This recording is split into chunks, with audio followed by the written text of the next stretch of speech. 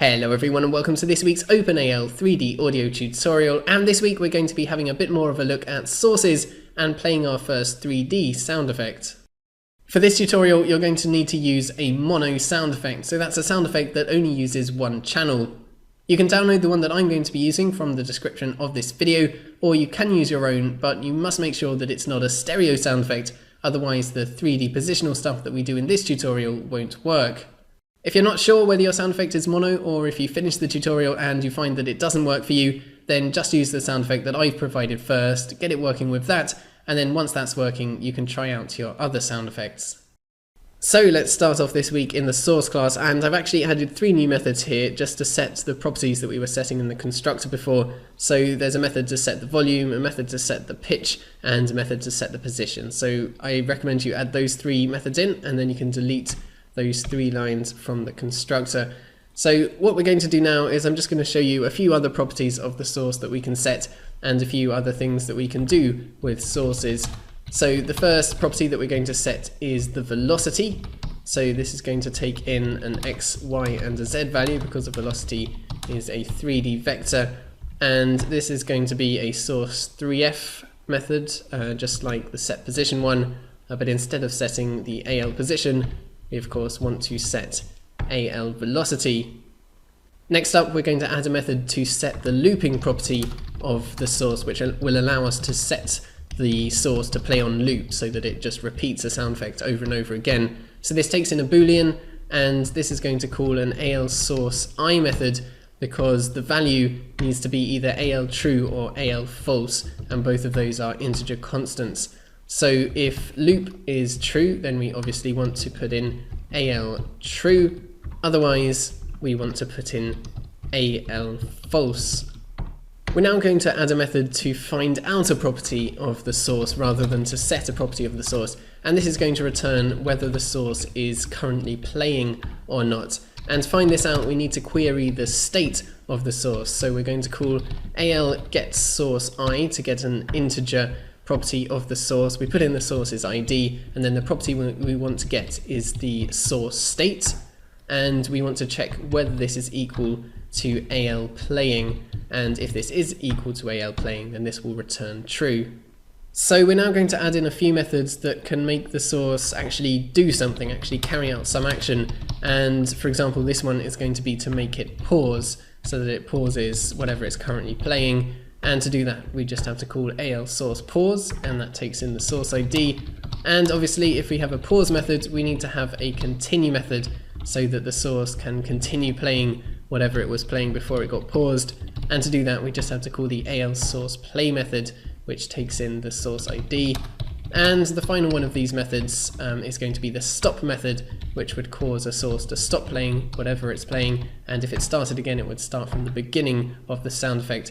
And to call that, to do that we just call AL source stop, and I'm going to call this method in the delete method so that a source is stopped before it gets deleted, and also in the play method so it stops whatever it's playing before it starts playing the next sound effect.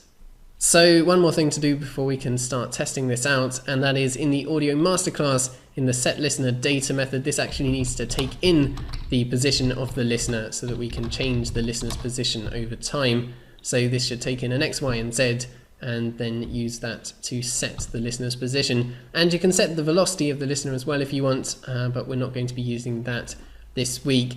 So in the main method we can now set the position of the listener, and I am just going to set that to 0, 0, 0 for now. And then with the source I'm going to try out the new looping function. So let's set looping to true for that source so that it plays continuously, and I'm going to get it to start playing the sound effect straight away, instead of playing it when the user inputs P. So now when the user inputs P I'm going to check whether the source is playing, and if the source is playing then I'm going to pause the source, and if the source isn't playing because presumably it's been paused, then we're going to tell the source to start playing again.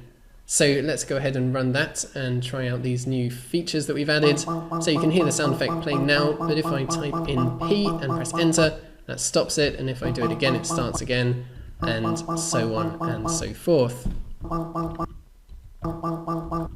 So one thing that a few people asked about last time was playing multiple sound effects at the same time, and I thought that I'd just quickly cover that now. So again, like I've mentioned before, you can think of sources like CD players. So each CD player can only play one sound effect at a time, but if you want to play multiple sound effects, then you need to have multiple CD players, or in this case, multiple sources. So in the code, let's add a second source now, so that we can have two sound effects playing at the same time. And we need to remember to delete this source when the program closes. And for this source, I'm going to set the pitch to 2, so that we can hear the difference between the two sources. And then in the while loop, I'm going to play a sound effect on this source when the user inputs the letter O. And you can play any sound effect on this second source, but I'm going to play the same sound effect as before, just because it's the only one that I've got loaded up. So if we go ahead and play that, then you'll hear the first sound effect as usual, but if you type in O, you should be able to hear the second source playing that sound effect at a higher pitch. So to finish off today, we're going to try moving a source in the 3D world by changing the source's position. So before we start that, let's just delete this source 2 stuff because we don't need that anymore, and actually just delete everything in the while loop for now, and this other source 2 stuff. So we're going to be moving the source's X position, so I'm going to keep track of the X position in the XPOS float, and the initial position of the source is going to be X position 0, 0, and the X position is going to start off at 8, and then every frame we're going to decrease the X position so that it moves from positive X to negative X. And we also need to update the position of the source every frame to xpos 0, 0, so it's only the X position that's going to be changing. And then we're going to call thread.sleep so that it stops for 10 milliseconds, just so that this whole thing doesn't run too quickly. So this isn't the best code because we can't actually reach this cleanup code at the end. There's no current way to exit the while loop, but we won't worry too much about that for now. So when we run this, you should be able to hear the sound effect first being played from your right speaker, because the sound effect starts off at an X position of 8, a positive X position, so that's on the right of the listener, and you should be able to hear it getting louder and louder as it gets closer to the listener, which is at 0, 0, 0. Then when it reaches 0, 0, 0, it should be at its loudest. It will then switch over to the left speaker as it goes past the listener, and you'll then hear it getting quieter and quieter as it gets further away from the listener. So let's actually go ahead and run that and see if that is the case.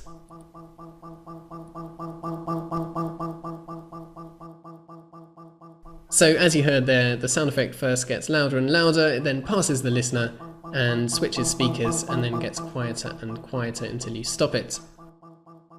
One thing that you might have noticed there is that the switch between the two speakers was extremely sudden, so it went from just playing the sound effect on the right speaker to just playing the sound effect on the left speaker very suddenly. And the reason for this is that the source's position directly crossed the listener's position at 0, 0, 0, so there was a very sudden switch between the source being on the right of the listener and the source being on the left of the listener. So we can fix this by adding a bit of a Z offset to the source's position so that it doesn't directly cross the listener's position, and if we run that, you can hear that the change between the two speakers is now a bit more gradual. So that is it for this week. Next time we're going to be having a look at listener orientation and trying out the different attenuation models, as well as implementing some of this stuff into the game itself. If you haven't seen yesterday's devlog video about the larger world in Aquilinox, then you can give that a watch. A link to that is on the screen now. But yeah, thank you guys very much for watching this video. Do subscribe if you haven't already. Have a fantastic week, and I will see you all next time.